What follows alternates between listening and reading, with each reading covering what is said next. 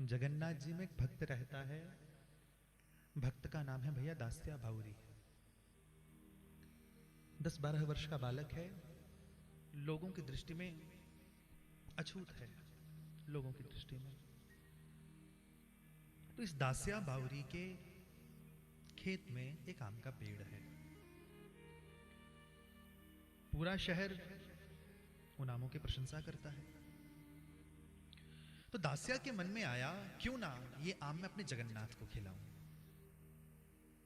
10-12 वर्ष का बालक दास्या बाउरी सुबह उठा, स्नान किया, सुंदर वस्त्र धारण किए, माथे पे बड़ी सी टोकरियां रखी, खेत गया, पेड़ पर चढ़ा, पके पके रसीले आम तोड़ने लगा। क्यों? जगन्नाथ को खिलाने। अब वो टोकरी आमों से लद गई बिल्कुल। वो टोकरी भैया सिर पर रखी है आज, उस टोकरी को लेकर मंदिर लेकर आ रहा है।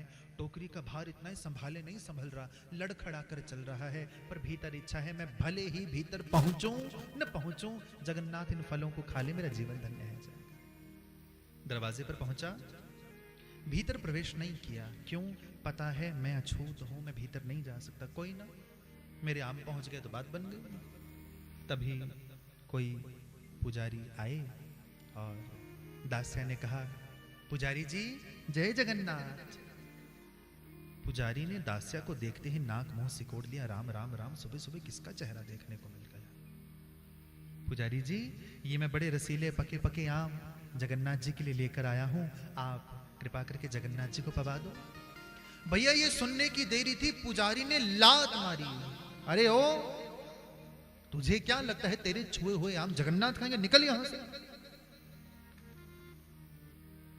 गिरा, टोकरी छूट गई, आम बिखर गए। रोता रोता एक एक आम उठाता है, टोकरी में डालता है, घर लौट गया। दुख होना स्वाभाविक है, बालक है भैया। अगली सुबह हुई, कल की बात भूल गया।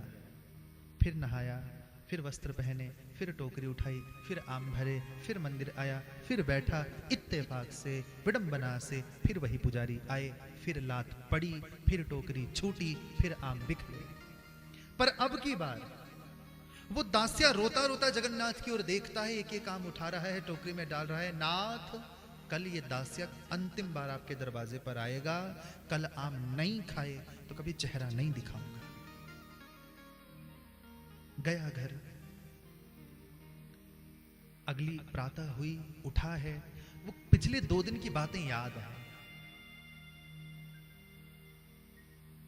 भैया भले ही बालक होगा, संवेदनाएं तो सबके भीतर होती हैं। टोकरी उठाई, आम तोड़े, टोकरी में डाले, सिर पर उठाई, मंदिर पहुंचा, दरवाजे पर बैठा, फिर वही पुजारी। पर आज पुजारी का मारने का मन नहीं हुआ। पुजारी ने बच्चे को देखा, टाल दिया, भीतर चला गया। आज दास्या बाउरी का धीरज टूट गया। मन ही मन सोचते, अरे ओ पुजारी भैया, भले ही लात मार दे पर कम से कम आम तो ले जा। नहीं, कोई मार्ग नहीं था। रोता रोता दास्या बाउरी कहता है, जगन्नाथ, तूने आम न खाए हों, पर मैं अपना वादा नहीं भूला। आज के बाद चेहरा कभी नहीं दिखाऊंगा, पर आम खिलाने आया हूं तो खिला कर जाऊंगा।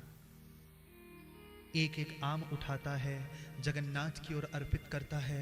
दोनों आंखें बंद हैं, आंखों से आंसू बह रहे हैं, पूरी सभा भरी पड़ी है। जगन्नाथ जी की ओर एक आम अर्पित करके छोड़ता है, आम गिरता है, बीच हवा में गायब हो रहा है। एक एक आम जगन्नाथ को अर्पित किए, एक एक आम लुप्त हुए। पूरी सभा, पूरा मंदिर प्रांगण जो भक्तों से भरा है, फटी आंखों से देख रहे हैं। कुछ समझ नहीं आया। रोता रोता ये अपनी टोकरी को उठाकर चला गया है। रात हुई, पुजारियों ने भगवान को शयन कराने के लिए भगवान के वस्त्र हटाए हैं, तो आज सारे के सारे आम की गुठलियां भगवान के वस्त्रों में छिपी हुई, आज भगवान के वस्त्रों में छिपी हुई। भैया वो करता है कृपा,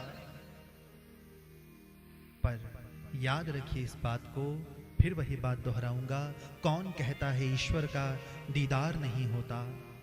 ये दिल यूं ही उसका चाहवार नहीं होता। उसको पाना है तो प्रहलाद बनो पहले, यूं ही नरसिंह का अवतार नहीं होता। वो आता है, नरसिंह बसे प्रतिखंबन में पर काढ़न को प्रहलाद कहा। संतों ने यूं ही नहीं कहा कि भगवान नरसिंह आज भी हर खंबे में हैं, पर निकालने के लिए प्रहलाद कहा।